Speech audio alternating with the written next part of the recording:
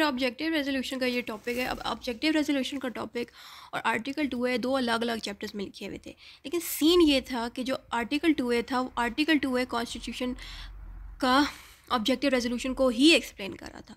अब मसला ये था कि मेरे पास इतना टाइम नहीं था कि मैं ऑब्जेक्टिव रेजोल्यूशन को अलग से तैयार करूँ, फिर आर्टिकल 2A को अलग से तैयार करूँ। बात तो दोनों ने एक ही की है। तो मैंने किया ये कि मैंने ऑब्जेक्टिव रेजोल्यूशन को पहले लिख के फिर आखिर में आर्टिकल 2A को तफसील के साथ एक्सप्लेन कर दिया। तो इंट्रोडक्शन में मैंने बस इतना बताया कि भाई लियाकत अली खान जो पाकिस्तान का पहला प्राइम मिनिस्टर था, इसने ऑब्जेक्टिव रेजोल्यूशन को कॉन्स्टिट्यूट असम्बली के अंदर इंट्रोड्यूस करवाया। ठीक हो गया। कॉन्स्टिट्यूट असम्बली वो ब्रांच होती है जो लेजिस्लेटिव ब्रांच होती है, जो लॉ बनाती है। ठीक है। तो लियाकत अली खान ने कॉन्स्टिट्यूट असम्बली में अपना ऑब्जेक्टिव रेजोल्यूशन इंट्रोड्यूस करवाया। फिर कॉन्स्टिट्यूट असम्बली के लोगों ने उसको पढ़ा, उसको समझा, फिर उसके बाद उसको पाकिस्तान में नाफिज कर दिया। अब ऑब्जेक्टिव रेजोल्यूशन था क्या? ऑब्जेक्टिव रेजोल्यूशन की तफसील पढ़ेंगे। ऑब्जेक्टिव रेजोल्यूशन शुरू करने से पहले मैंने मीनिंग ऑफ रेजोल्यूशन एक्सप्लेन किया कि भाई रेजोल्यूशन का मतलब क्या होता है। तो according to the Cambridge dictionary, the act of solving a problem और finding a way to improve a difficult situation. यहाँ से आपको बात तो समझ आ गई होगी कि ऑब्जेक्टिव रेजोल्यूशन बना क्यों था। क्योंकि जब पाकिस्तान नया नया बना था तो जाहिर सी बात है पाकिस्तान के अंदर कोई कॉन्स्टिट्यूशन मौजूद नहीं था, लोगों में कन्फ्यूजन फैल गई, लोग लड़ने लग गए, पाकिस्तान सही से चल नहीं रहा था, हुकूमत सही से चल नहीं रही थी। तो जब ऑब्जेक्टिव रेजोल्यूशन बना तो इस ऑब्जेक्टिव रेजोल्यूशन की वजह से तमाम मुश्किलात ख़त्म हो गई कॉन्स्टिट्यूशन को बनाने की। तो रेजोल्यूशन का मतलब है the act of solving a problem और finding a way to improve a difficult situation.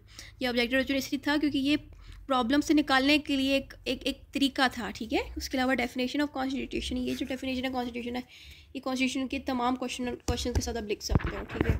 ये मैं एक्सप्लेन नहीं करूँगी, ये आप पहले भी पार्ट 2 में भी पढ़ चुके हो, पार्ट 3 में भी पढ़ चुके हो।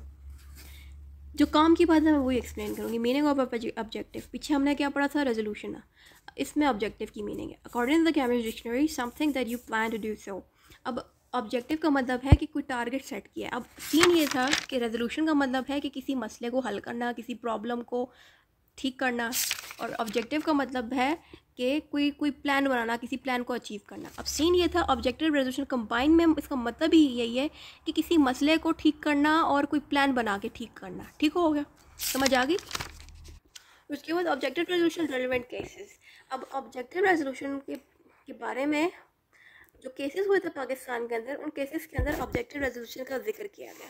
तो मैंने इसलिए उन केसेस को यहाँ पे लिखा है, जिसमें पहला केस था Asma Jilani versus government of Pakistan. इस केस में हुआ यह था कि that the objective resolution is treated as the ground norm of the country, यानी कि ऑब्जेक्टिव रेजोल्यूशन को मेन रखा गया है कॉन्स्टिट्यूशन के अंदर, यानी कि कंट्री के अंदर ऑब्जेक्टिव रेजोल्यूशन को मेन रखा गया। क्यों रखा गया है उसको आपको मैं आगे जब रीड करूँगा आपको समझ खुद ही आ जाएगा। फिर दूसरे केस हुआ था शराफ फरीदी फेडरेशन वाला, that judiciary enjoy the unique and supreme position with in the framework of the constitution. अब ये जो जुडिशरी कौन सी ब्रांच होती है? वो ब्रांच होती है जिसमें कोर्ट्स होते हैं और जजेस और लॉयर्स होते हैं। ठीक है। तो जुडिशरी की जो ब्रांच है वो इंजॉय कर रही है यूनिक एंड सुप्रीम पोजीशन, यानी कि वो एक बहुत ऊपर वाली पोजीशन जुडिशरी इंजॉय करिए। कैसे इंजॉय कर सक रही है? ऑब्जेक्टिव रेजोल्यूशन की वजह से, क्योंकि ऑब्जेक्टिव रेजोल्यूशन ने ही कोर्ट्स को अपॉर्चुनिटी दी है कि भाई आप लोग इंडिपेंडेंटली वर्क कर सकते हैं।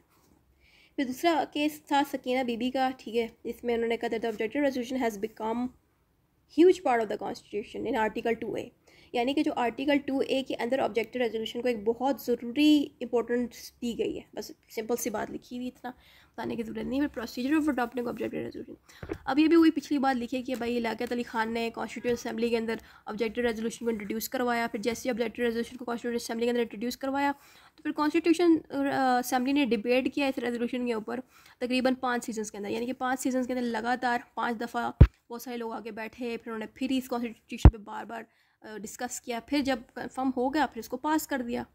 12 मार्च 1945 में इसको पास कर दिया कि भाई ठीक लिखा है, चलाओ इस पर पाकिस्तान को। Reasons for making objective resolution, क्यों बनाया ऑब्जेक्टिव रेजोल्यूशन? आपको भी पता है कि पाकिस्तान के अंदर कोई कॉन्स्टिट्यूशन नहीं था, इसलिए बनाया गया। Obviously there was no constitution available to run the country, therefore objective resolution was made that had introduced the future constitution for Pakistan. In other words, objective resolution was the first step towards the constitutional development of Pakistan. आसान अल्फाज में मैंने अपने लफ्ज़ों में लिख दिया है कि भाई पाकिस्तान में कोई कॉन्स्टिट्यूशन मौजूद नहीं था, इसलिए ऑब्जेक्टिव रेजोल्यूशन बना। ऑब्जेक्टिव रेजोल्यूशन के बनने की वजह से कॉन्स्टिट्यूशन पाकिस्तान कॉन्स्टिट्यूशन बनाने की सारी मुश्किलात दूर हो गई। पर्पज़ ऑफ ऑब्जेक्टिव रेजोल्यूशन की सारी बातें एक ही हैं, हेडिंग्स अलग अलग हैं। ठीक है। इस पर्पज़ भी वही है कि भाई पाकिस्तान के अंदर कोई कॉन्स्टिट्यूशन मौजूद नहीं था, यही इसी पर्पज़ की वजह से ऑब्जेक्टिव रेजोल्यूशन बनाया था।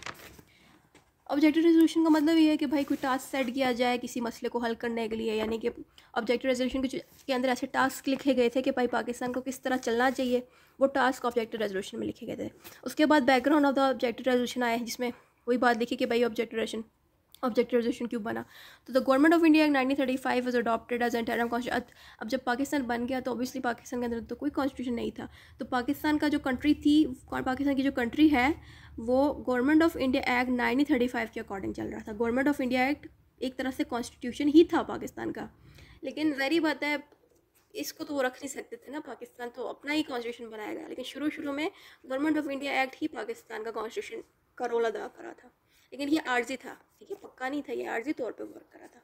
After the death of Quaid e Azam on this date the responsibility of framing the constitution was on the shoulder of the first prime minister Liaquat Ali Khan. वो पिछली बातों को इसमें ऐड किया गया। फिर लियाकत अली खान ने ऑब्जेक्टिव रेजोल्यूशन को इंट्रोड्यूस करवाया, फिर इस तारीख को कॉन्स्टिट्यूंट असेंबली ने उसको अप्रूव कर दिया, और ये वही सारी सेम बातें लिखी हुई हैं, ठीक है। इंपॉर्टेंस ऑफ ऑब्जेक्टिव रेजोल्यूशन इसलिए इंपॉर्टेंट है कि इसकी वजह से पाकिस्तान का कॉन्स्टिट्यूशन बना। सेलिएंट फीचर्स क्या सेलिएंट फीचर्स थे? अब ये वो चीज़ें हैं जो लियाकत अली ख़ान ने ऐड की थी ऑब्जेक्टिव रेजोल्यूशन में कि भाई पाकिस्तान का अगर कॉन्स्टिट्यूशन बना तो उसके अंदर ये चीज़ें होनी चाहिए, ठीक है, इसलिए ये ऑब्जेक्टिव रेजोल्यूशन बहुत ज़रूरी है। तो ये सेलिएंट फीचर्स हैं। ये सेलिएंट फीचर एक्चुअली वो चीज़ें थी जो ऐड की गई थी कॉन्स्टिट्यूशन ऑब्जेक्टिव रेजोल्यूशन के अंदर, ठीक है। क्या थी? सॉवरेनिटी ऑफ अल्लाह होनी चाहिए। अब ये सारी लिस्ट को मैं तफसील से पढ़ती हूँ, जो लिस्ट है ये यहाँ लिखी हुई है, ठीक है। अब ऊपर क्या है? सॉवरेनिटी ऑफ अल्लाह, यहाँ पे भी है sovereignty of Allah, the sovereignty belongs to Allah, Allah is the ruler of the universe. तो ऑब्जेक्टिव रेजोल्यूशन में यही कहा गया कि भाई अल्लाह ही दुनिया का बादशाह है और वही मतलब रहेंगे।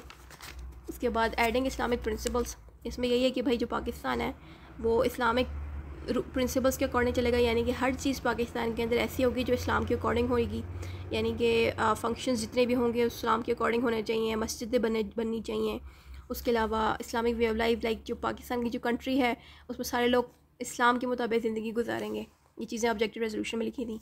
उसके बाद रिलीजियस फ्रीडम ऑफ माइनॉरिटी, यानी कि पाकिस्तान की कंट्री के अंदर जो लोग रह रहे थे जो कि मुसलमान नहीं थे, जैसे कि हिंदू थे, ईसाई थे, क्रिश्चियंस थे, वो जो पाकिस्तान के अंदर रह रहे थे उनके राइट्स भी ऑब्जेक्टिव रेजोल्यूशन में प्रोटेक्टेड होंगे। यानी कि जब कॉन्स्टिट्यूशन बनाया जाएगा तब भी इन माइनॉरिटीज़ के राइट्स प्रोटेक्ट किए जाएंगे, ठीक है। उनको माइनॉरिटीज़ को आज़ादी दी जाएगी को अपनी मर्ज़ी से अपने रिलीजन के अकॉर्डिंग पाकिस्तान में रह सकते हैं। उनको कोई दबाएगा नहीं कि भाई आपको मुसलमान ही बनना पड़ेगा तो आपको यहाँ रहना पड़ेगा, ऐसा कोई सीन नहीं है।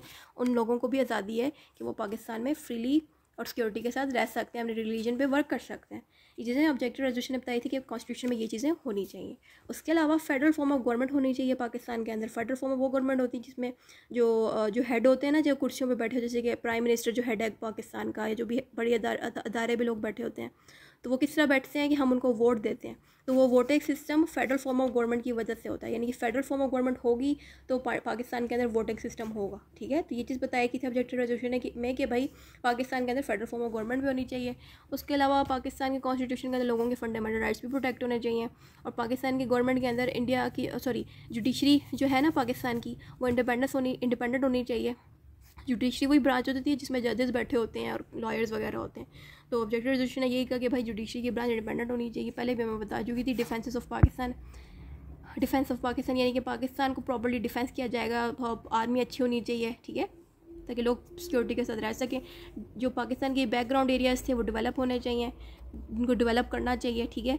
डेमोक्रेसी सिस्टम होना चाहिए पाकिस्तान में। पाकिस्तान के तमाम सिटीजन्स को इक्वली ट्रीट करना चाहिए। किसी को ये नहीं कहना चाहिए भाई वो पढ़ा लिखा ज़्यादा है तो उसको ही नौकरी मिलेगी, या वो अमीर है तो उसको नौकरी मिलेगी, ऐसा नहीं होता। हर तमाम सिटीज़न को इक्वली ट्रीट करना चाहिए, ठीक है। किसी को आप गरीब होने के बेस पे जज ना करो, या किसी को काला है गोरा है इस बेस पे जज ना करो। ये चीज़ें बताएंगे। टेरिटरीज ऑफ पाकिस्तान है कि पाकिस्तान के अंदर कौन कौन सी टेरिटरीज हैं, उसमें पंजाब होगा, बलूचिस्तान होगा, सिंध होगा, खैबर पख्तूनख्वा होगा। उसके बाद आर्टिकल 2A आ गया। आर्टिकल 2A को मैंने एक्सप्लेन करी कि article 2A was added in the current constitution of Pakistan by presidential order. अब प्रेसिडेंशियल ऑर्डर आया था 1935 में। उस 1935 के प्रेसिडेंशियल ऑर्डर ने फोर्स किया कि आर्टिकल 2A को कॉन्स्टिट्यूशन के अंदर डाला जाए। अब आर्टिकल 2A के अंदर ऑब्जेक्टिव रेजोल्यूशन ही था। Objective resolution has been made entirely a part of constitution under article 2A। Article 2A जैसे ही पाकिस्तान के अंदर ज़बरदस्ती डाला गया तो आर्टिकल 2A के अंदर ही ऑब्जेक्टिव रेजोल्यूशन मौजूद था। ये बात यहाँ लिखी हुई है। इसके बाद principle important objective resolution of article 2A, यानी कि आर्टिकल 2A के अंदर क्या क्या चीज़ें शामिल थी।